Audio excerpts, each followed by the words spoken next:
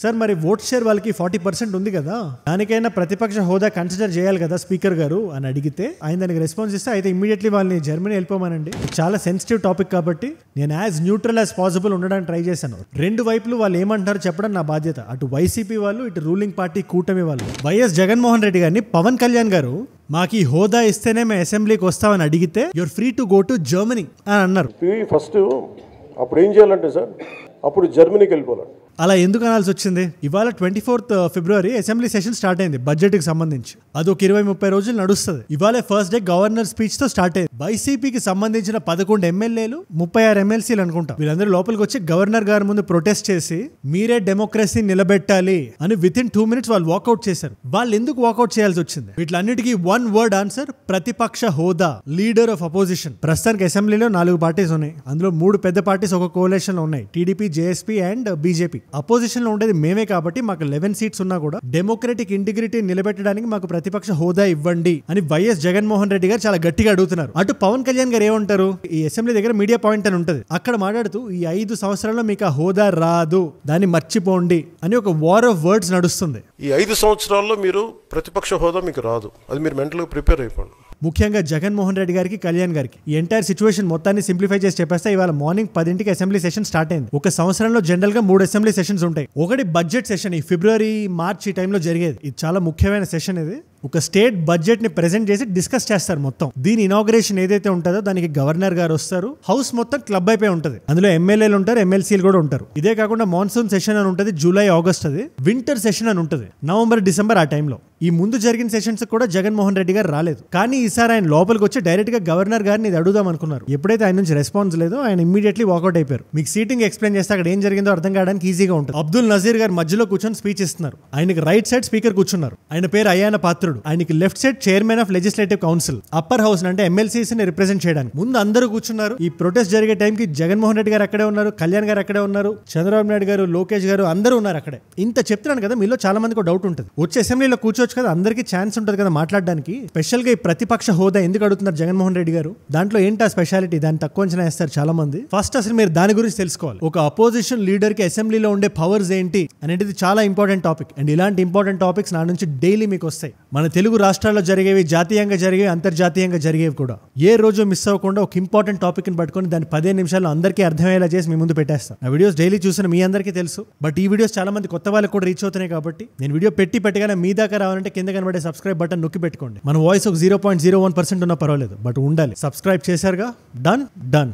ఒక democracy vibrant గా ఉండాలంటే దానికి అపోజిషన్ చాలా ఇంపార్టెంట్. అండ్ మన రాజ్యాంగబద్ధంగా లీడర్ ఆఫ్ అపోజిషన్ కి అంటే ప్రతిపక్ష పార్టీ హెడ్ కి, ఆ పార్టీకి కొన్ని స్పెషల్ ప్రివిలేజెస్ ఉంటాయి. అవి ఏంటంటే ఫస్ట్ కాన్ఫిడెన్షియల్ ఇన్ఫర్మేషన్ కి యాక్సెస్ ఉంటుంది. అది స్టేట్ సెక్యూరిటీ అయినా, ఎమర్జెన్సీ అయినా, ఇంటర్నల్ మ్యాటర్స్ అయినా. స్టేట్ ఎలక్షన్ కమిషనర్ గానీ అంటే ఎలక్షన్స్ కరెక్ట్ గా జరుగుతున్నాయి లేదా చూసే వ్యక్తి. వీళ్ళే కాకుండా విజిలెన్స్ కమిషనర్స్, లోకాయుక్త మెంబర్స్, వీళ్ళందరినీ సెలెక్ట్ చేయడంలో కూడా ఒక పెద్ద హస్తం ఉంటుంది. అండ్ అన్నిటికన్నా ముఖ్యంగా స్పీకింగ్ రైట్స్ ఉంటాయి. అంటే అసెంబ్లీ లేదా డిబేట్ కానీ డిస్కషన్ కానీ జరుగుతున్నప్పుడు నేను ఇంతసేపు మాట్లాడాలి, ఒక ఆల్టర్నేట్ వ్యూ పాయింట్ చెప్పగలిగే పవర్స్ ఇస్తే కాన్స్టిట్యూషన్. ఇవే కాకుండా కమిటీ మెంబర్షిప్ వస్తుంది. ఏవైతే లెజిస్లేటివ్ కమిటీస్ ఉంటాయో, డెసిషన్ మేకింగ్ ఏదైతే ఇంపార్టెంటో, అపోజిషన్ సౌండ్ కూడా అందులో ఉండాలి అన్నట్టు ప్రతి కమిటీలో ఒక మెంబర్ అయ్యే ఛాన్స్ ఉంటుంది. ఇదే కాకుండా పార్టీ ఏదైతే ఉంటుందో అసెంబ్లీలో వాళ్ళు కూర్చుంటే వాళ్ళు చెప్పేది అందరూ వినడానికి ఒక స్పెసిఫిక్ అండ్ స్టిప్యులేటెడ్ టైం ఇస్తుంది. ఇది ప్రతిపక్ష హోదా ఉంటేనే వస్తుంది, లేకపోతే అంత టైం ఇవ్వరు. ఇవే కాదు, అపోజిషన్ హోదా ఉండి అసెంబ్లీలో కూర్చుంటే ఎప్పుడైనా నో కాన్ఫిడెన్స్ మోషన్ స్టార్ట్ చేయొచ్చు, మెజారిటీని క్వశ్చన్ చేయొచ్చు, గవర్నమెంట్ ని దింపేయచ్చు. ఇవే కాకుండా attention motions, question hours, 0 hours ఇలా చాలా బెనిఫిట్స్ ఉంటాయి. అసెంబ్లీ ప్రెమిసెస్ లో ఒక ఆఫీస్ ఇస్తారు డెడికేటెడ్ స్టాఫ్ తో. స్పెషల్ మీడియా యాక్సెస్ ఉంటుంది. ఫర్ ఎగ్జాంపుల్ లోపల ఏదైనా బిల్ పాస్ అయింది, అది ఇక్కడ అపోజిషన్ వాళ్ళకి నచ్చలేదు,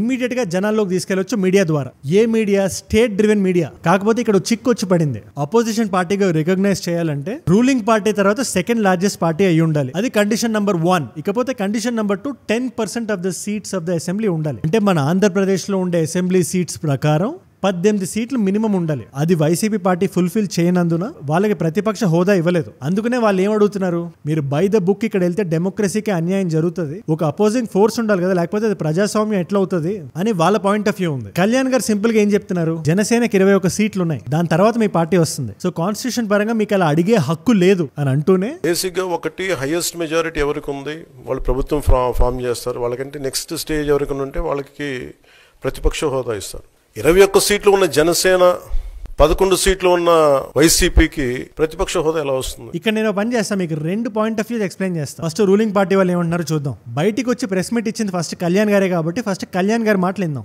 ఆయన 3 మెయిన్ పాయింట్స్ ఉన్నాయి. ఒకటి, రాజ్యాంగబద్ధంగా మీకు రాదు, అది మీరు మర్చిపోండి. 5 సంవత్సరాలు అయితే మీకు రాదు. ఈ 5 సంవత్సరాల్లో మీరు ప్రతిపక్ష హోదా మీకు రాదు, అది మీరు మెంటల్గా ప్రిపేర్ అయిపోండి అని కరాఖండిగా చెప్తున్నారు. ఇకపోతే రెండోది, ప్రోటోకాల్ మీరే కాదు మేము కూడా బ్రేక్ చేయం అని 2 ఎగ్జాంపుల్స్ చెప్పారు. ఒకటి, సెంట్రల్ గవర్నమెంట్ ఎన్డీఏ ఫామ్ అయినప్పుడు ఎన్డీఏ లీడర్ ఎవరైనా చూస్ చేయడానికి ఒక ఓటు ఉంటుంది. నేను అక్కడ వన్ ఆఫ్ ద లీడర్స్ లో కూర్చున్నాను. అదే మోడీ గారు మన స్టేట్ కి వచ్చినప్పుడు నేను ఇక్కడ ఆంధ్రప్రదేశ్ లో ఒక మంత్రి హోదాలోనే కూర్చున్నాను. ప్రోటోకాల్ బ్రేక్ చేసి మోడీ గారి పక్కన కూర్చోలేదు నేను, నాకు అవకాశం ఉన్నా కూడా అని ఒక ఎగ్జాంపుల్ ఇచ్చారు. ఇకపోతే రెండో ఎగ్జాంపుల్, ఇవాళ పొద్దున్న నేను అసెంబ్లీకి వచ్చినప్పుడు స్పీకర్ గారు నన్ను చూసి నన్ను తీసుకెళ్తుంటే నాకు ఆ ప్రోటోకాల్ లేదు. చీఫ్ మినిస్టర్ ఉండొచ్చు కానీ స్పీకర్, చీఫ్ మినిస్టర్ వీళ్ళందరూ ఇంటరాక్ట్ అవ్వచ్చేమో కానీ ప్రోటోకాల్ పరంగా డిప్యూటీ సీఎం కి ఆ హోదా లేదు. సో నేను నా ప్లేస్కి వెళ్ళి కూర్చుంటాను అని చెప్పి నేను ప్రోటోకాల్ బ్రేక్ చేయలేదు. వైసీపీ కూడా అలాగే నడుచుకోవాలి అని చెప్తున్నాను.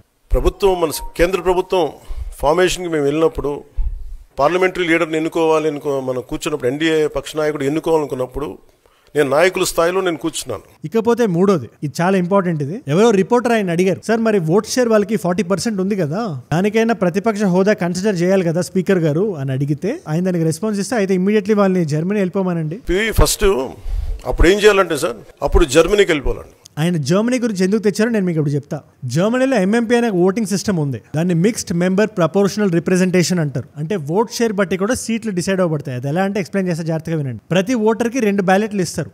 అందులో మొదటి ఓటు మనందరిలాగే తన లోకల్ రిప్రజెంటేటివ్ని సెలెక్ట్ చేసుకునేలా ఉంటే, సెకండ్ ఓట్ పార్టీ రిప్రజెంటేషన్కి ఉంటుంది. ఒక పార్టీకి ఎంత పర్సెంటేజ్ ఓట్ షేర్ ఉంటే అసెంబ్లీ సీట్లు అన్ని ఉంటాయి. సింపుల్గా అందరికి అర్థమయ్యేలా చెప్తా. సెకండ్ ఓట్లో 25% వచ్చింది అనుకుందా ఒక పార్టీకి, మినిమం టు మినిమం అసెంబ్లీలో 25% ఆఫ్ ద సీట్స్ ఆ పార్టీకి వదిలేయాలి. సో దీన్ని మనసులో పెట్టుకొని కళ్యాణ్ గారు, మేము అలా ఉంటే గానీ రావు, మేము మొండి పట్టుకొని ఉంటాం అని అంటే మీరు జర్మనీకి వెళ్ళిపోండి, you're free to go to Germany. Exact గా ఈ వర్డ్స్ వాడారు ఆయన. ఇదే కాకుండా రూలింగ్ పార్టీ సైడ్ నుంచి ఇంకా మాటలు వినబడుతున్నాయి. మీరు గవర్నర్ స్పీచ్ అయ్యేదాకా కూడా మీరు ఆగలేదు అని కొంతమంది అంటుంటే, పబ్లిక్ మ్యాండేట్ ని మీరు గౌరవించాలి అని ఇంకో గ్రూప్ వాళ్ళు అంటున్నారు. బట్ మేజర్ గా రూలింగ్ పార్టీ నుంచి వస్తున్న డిస్కషన్ ఇదే, మాకు ఆబ్లిగేషన్ లేదు, మేము రాజ్యాంగానికి కట్టుబడే ఉన్నాం, మీకు ఇవ్వాల్సిన అవసరం మాకు లేదు అని. ఇప్పుడు ఒకసారి వైసీపీ సైడ్ లో వీళ్ళు ఏమంటున్నారో చూద్దాం. జగన్మోహన్ రెడ్డి గారైనా వాళ్ళది ప్రైమరీ పాయింట్ ఒకటే, వాళ్ళ ఆర్గ్యుమెంట్ లో మనది ప్రజాస్వామ్యం కదా, మీరే బిల్స్ పాస్ చేసి దాన్ని మీరే ఒప్పేసుకొని ఒక అపోజిషన్ ఆర్గ్యుమెంట్ లేకుండా మీరు ఎట్లా నడిపిస్తారు 5 సంవత్సరాల పాటు?